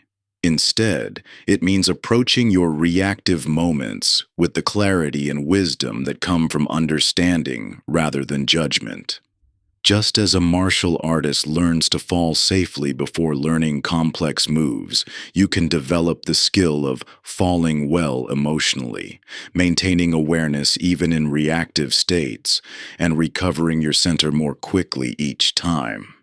The process of reactive recovery follows natural rhythms, first acknowledging what happened without judgment, then exploring what can be learned, making amends if necessary, and recommitting to practice. This isn't about making excuses, but about creating conditions for genuine transformation. Your resilience grows through deliberate practice and smaller challenges, building the strength and skill to handle larger emotional trials. Each time you recover from a reactive episode with consciousness rather than criticism, you strengthen neural pathways of resilience. These new patterns gradually become your default response, not through forced control, but through consistent, compassionate practice. Think of emotional resilience as building an immune system rather than constructing a wall. Instead of trying to prevent all emotional challenges, you develop the internal resources to move through them with increasing grace and wisdom. This resilience emerges not from avoiding emotional storms, but from learning to navigate them skillfully. The paradox of emotional mastery is that true freedom comes not from achieving perfect control, but from developing intimate familiarity with the full range of your emotional experience. Each reactive episode, when met with presence and curiosity rather than resistance, becomes an opportunity to deepen this understanding. The most profound shift occurs when you realize that emotional resilience isn't about becoming a different person. It's about meeting yourself exactly where you are, with increasing awareness and compassion. This acceptance, paradoxically, creates the conditions for genuine transformation. Your reactive patterns begin to loosen, not because you've forced them to change, but because you've created space for new possibilities to emerge. In your journey toward emotional freedom, remember that the goal isn't to eliminate reactions, but to recover from them with increasing speed and wisdom. Each moment of reactivity contains a seed of awareness that, when nurtured with understanding rather than judgment, grows into deeper emotional mastery. Your relationship with emotional challenges transforms as you develop this resilient response, not because the challenges disappear, but because you meet them differently. This shift from resistance to resilience marks the true path of emotional freedom. When difficult emotions arise, you no longer brace against them like a tree fighting the wind, but flow with them like water finding its natural course. Each challenge becomes an opportunity to strengthen your emotional core, building an inner stability that remains unshaken even as surface storms rage. You discover that true power lies not in controlling what comes your way, but in choosing how you stand in relation to it. Chapter 16, The Power of Presence, Living in the Actual Moment. You understand by now that emotional reactivity rarely stems from what's actually happening in the present moment. Instead, your reactions arise from thoughts about the past, memories of similar situations that triggered pain, or anxious projections about the future, fears of what might happen if you don't react. This mental time travel creates a peculiar phenomenon. You find yourself reacting intensely to situations that exist primarily in your mind, rather than in present reality. Consider how often your emotional reactions are triggered not by current circumstances but by thoughts about what happened before or what might happen next.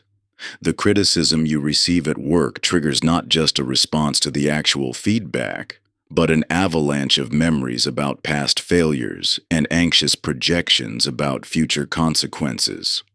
A loved one's late arrival sparks not just natural concern about their whereabouts, but a cascade of past abandonments and future catastrophes that exist purely in thought. This constant mental movement away from the present moment creates what could be called a reactive loop, where thoughts about past and future trigger emotions, which then generate more thoughts, which trigger more emotions. You find yourself caught in an exhausting cycle that has very little to do with what's actually happening right now. Think of emotions as a river, a constant flow of feeling states that naturally arise and pass through your experience. When you resist this flow by struggling against what's happening or trying to control the future, you create turbulence. But when you develop presence, the ability to stay with current experience without mental projection, you learn to navigate these emotional currents with grace rather than being swept away by them. The neuroscience of presence reveals something remarkable. Your nervous system can only process what's happening now. It's your thinking mind that creates stress by constantly reaching backward and forward in time. When you drop into pure present moment awareness, you often discover that this moment is quite manageable. It's the mental overlay of past and future that creates overwhelming emotional reactions. This might seem counterintuitive in a culture that values planning, analysis, and anticipation. You've likely been trained to believe that constantly thinking about past and future keeps you safe or helps you succeed. But notice how often these mental projections generate unnecessary suffering without actually helping you respond more effectively to life's challenges. This doesn't mean ignoring legitimate concerns about the past or future. Rather, it means recognizing that you can only take effective action in the present moment. Planning happens now. Learning from the past happens now. Every choice you make occurs in the present, even when those choices impact the future. Your mind will naturally drift into thoughts about the past and future. This is what minds do. The key is developing the capacity to recognize when you've been pulled away from present experience into mental time travel. This recognition itself becomes a doorway back to presence. Think of presence as your natural state, the background awareness that's always here when not clouded by reactive thinking. Like the sky behind passing weather, this presence remains constant even as thoughts and emotions move through it. You don't need to create a presence. You only need to notice what's already here. Consider how presence transforms your experience of challenging emotions. When you feel anger arising, presence allows you to feel the actual physical sensations of anger, the heat, the tension, the surge of energy, without getting lost in thoughts about what made you angry or what you might do about it. This direct experience of emotion without the mental overlay often reveals that the feeling itself is quite manageable. It's the thoughts about the feeling that create suffering. To strengthen your capacity for presence, you need reliable ways to anchor your attention in current experience. Your breath provides one such anchor. It's always happening now, offering a constant reminder of present moment reality. Your senses offer another doorway to presence, the sounds, sights, and physical sensations that make up your actual experience rather than your thoughts about experience. The practice of presence isn't about achieving some special state or eliminating thoughts about past and future. It's about developing the capacity to recognize when you've been pulled into mental time travel and finding your way back to the only moment where choice is actually possible. This one, right here. Your mind will naturally drift into memories and projections, stories and scenarios. This wandering isn't a failure of presence. It's simply what minds do. The real power lies in your growing ability to notice these departures and gently return your attention to the vivid reality of now. Each time you make this return journey from mental wandering to present awareness, you strengthen the muscle of consciousness that allows you to live more fully in the moment where your life is actually happening. Chapter 17: Emotional Wisdom: Integrating the Lessons of Reactivity. Throughout this journey, you've worked diligently to understand and transform your reactive patterns. Now, we arrive at a paradoxical truth that often emerges only after extensive inner work. Your most challenging reactive patterns contain profound wisdom when properly understood. What you've experienced as limitations or obstacles may actually be signposts pointing toward your deepest truths and most essential needs. This insight requires a fundamental shift in how you view your reactive patterns. Rather than seeing them solely as problems to overcome, consider them as protective mechanisms that, while often operating in distorted or outdated ways, originally developed to safeguard something valuable within you. Like archaeological artifacts that reveal ancient truths, your reactive patterns contain buried wisdom about your core needs, values, and unhealed wounds. The process of uncovering this wisdom requires approaching your reactions with curiosity rather than judgment. Consider how your tendency toward perfectionism, while potentially causing suffering in its current form, might point to a legitimate need for excellence or a deep value around quality. Your pattern of people-pleasing, though potentially self-diminishing, likely contains wisdom about the importance of connection and harmony in human relationships. Even anger, often viewed as purely destructive, may be protecting important boundaries or signaling violations of core values that deserve attention. This perspective transforms emotional archaeology into a process of reclamation rather than elimination. Instead of trying to rid yourself of reactive patterns, you can begin excavating the wisdom within them. This doesn't mean accepting harmful behaviors, but rather understanding that the underlying needs these reactions attempt to meet are valid, even if the methods are ineffective. The framework of emotional archaeology involves several layers of exploration. First, identify a reactive pattern that consistently creates difficulty in your life. Rather than immediately trying to change it, approach it with genuine curiosity about what this pattern might be trying to protect or preserve. What need was it originally designed to meet? What value does it guard? What truth does it express, albeit in a potentially distorted way? As you excavate deeper, you may discover that control patterns often protect a legitimate need for safety and predictability. Avoidance frequently guards against overwhelming experiences until you develop stronger resources to face them. Even codependency, while problematic in its expression, often contains wisdom about the fundamental importance of human connection and care. This integration process doesn't mean returning to reactive behavior. Instead, it means honoring the wisdom and needs underlying these patterns while developing more effective ways to meet them. When you understand that your perfectionism contains wisdom about excellence, you can begin pursuing high standards without self-punishment. When you recognize that people-pleasing holds truth about the value of connection, you can seek authentic relationships without sacrificing your boundaries. The process of trigger translation involves mapping the connection between your reactive patterns and the legitimate needs they attempt to serve. This creates the opportunity to develop more conscious responses that honor these needs effectively. For instance, if your reaction to criticism is defensive withdrawal, the pattern might be protecting your sense of self-worth. While withdrawal may not serve you well, the need to maintain healthy self-esteem is entirely valid.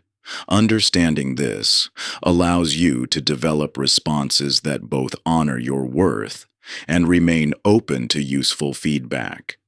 This integration work requires patience and compassion. You're not just changing behaviors, but reclaiming disowned aspects of yourself. The very reactions that have caused you the most difficulty may contain exactly the wisdom you need for the next phase of your growth.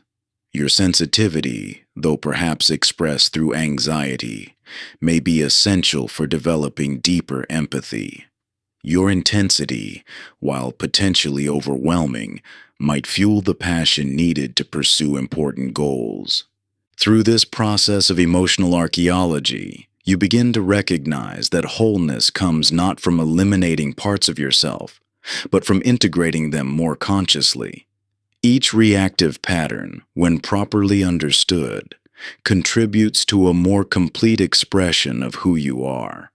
This doesn't mean acting out reactions, but rather harvesting their wisdom while choosing more effective ways to honor their underlying truths. The journey toward emotional freedom thus becomes not about achieving some idealized state of non-reactivity, but about integrating all aspects of your emotional experience into a more conscious way of being. Your reactions, rather than enemies to be conquered, become guides pointing toward aspects of yourself that await reclamation and integration. Each emotional surge carries within it a message about your deepest values and unmet needs.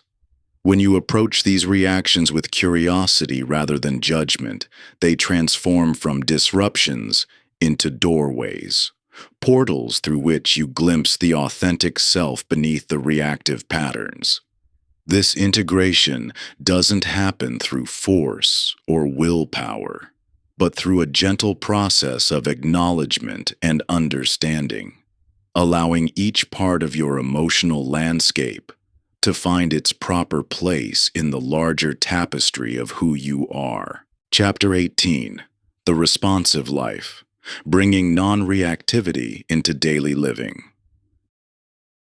The journey you've undertaken through these chapters extends far beyond managing emotional triggers. It opens the doorway to an entirely different way of living.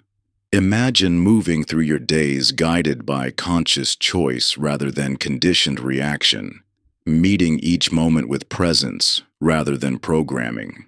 This isn't just about handling difficult emotions more skillfully.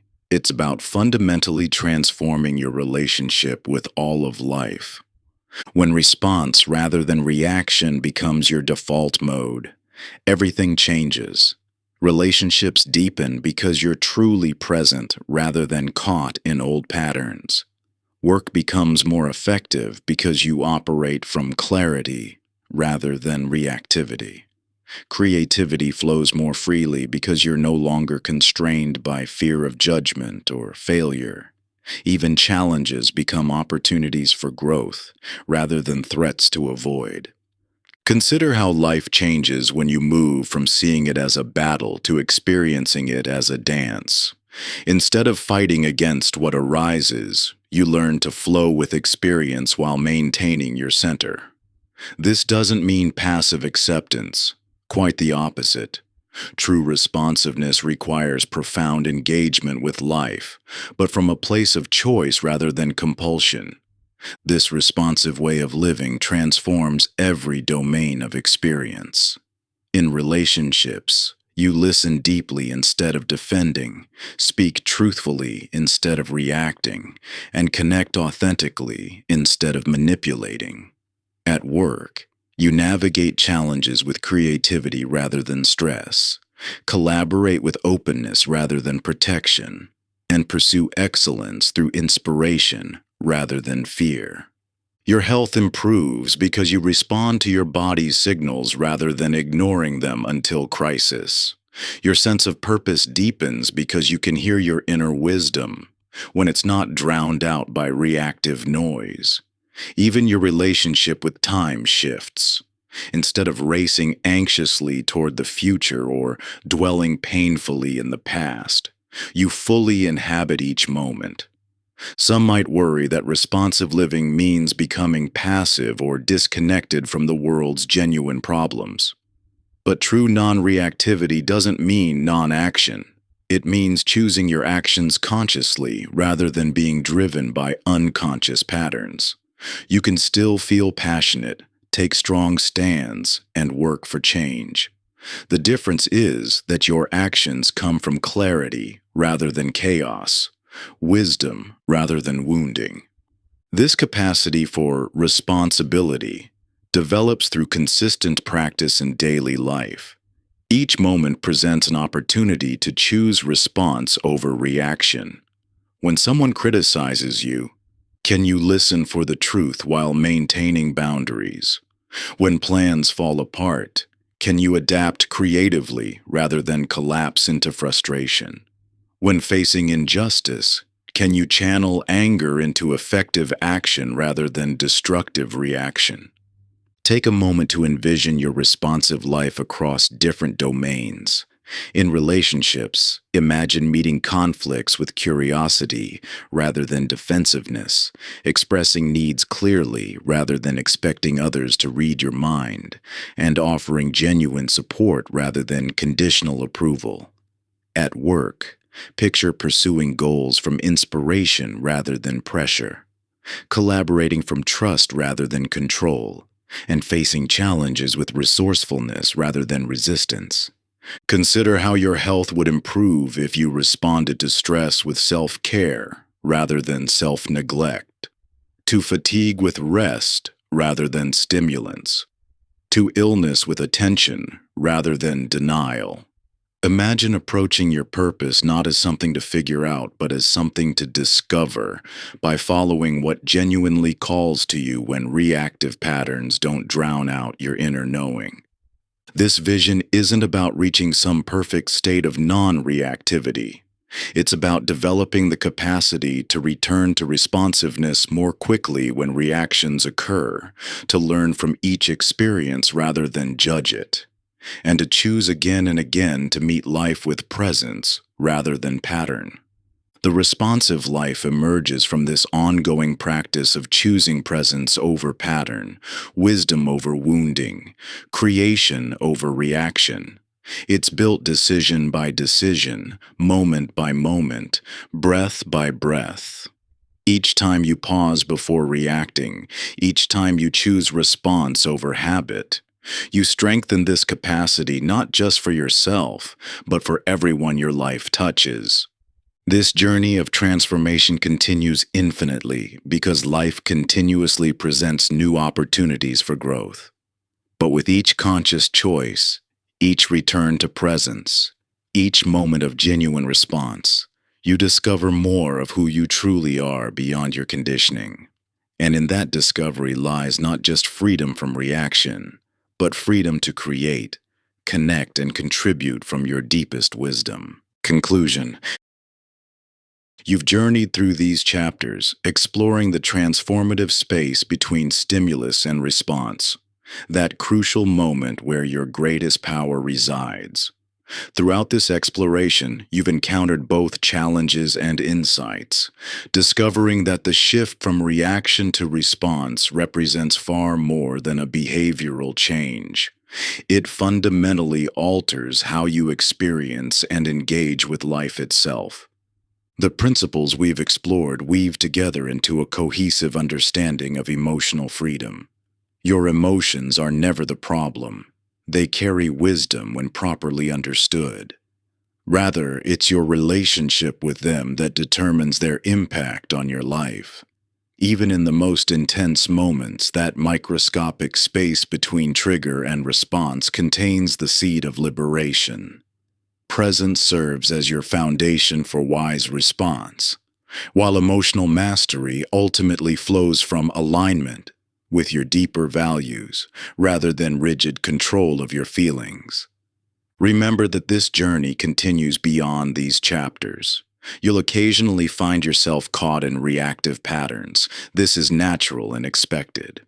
What matters is not perfection, but the increasing speed with which you recover and return to responsive living. The frameworks we've explored, understanding emotions as weather patterns, approaching triggers as opportunities for alchemical transformation, cultivating the witnessing perspective, and harnessing the power of the pause, provide practical tools for navigating your emotional life with greater wisdom and grace.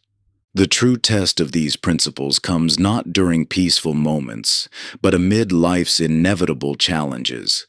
When emotions run high and triggers abound, these situations become your greatest teachers. They offer opportunities to practice presence, choice, and conscious response rather than representing obstacles to overcome. Let go of any attachment to perfection. The goal isn't to eliminate emotional reactions, but to increase your freedom, choice, and authenticity in each moment. As you continue this practice, you'll discover possibilities extending far beyond personal peace. Your transformed relationship with emotions ripples outward, enhancing your relationships, enriching your communities, and contributing to our collective human evolution. This potential exists in every breath, beginning now, in that sacred space between stimulus and response where your truest self resides. Each moment offers a fresh opportunity to choose presence over reaction, wisdom over habit, and conscious response over conditioned patterns. The journey of emotional freedom unfolds one choice at a time, and that choice is always available to you, starting right here, right now, at a time, and that choice is always available to you, starting right here, right now.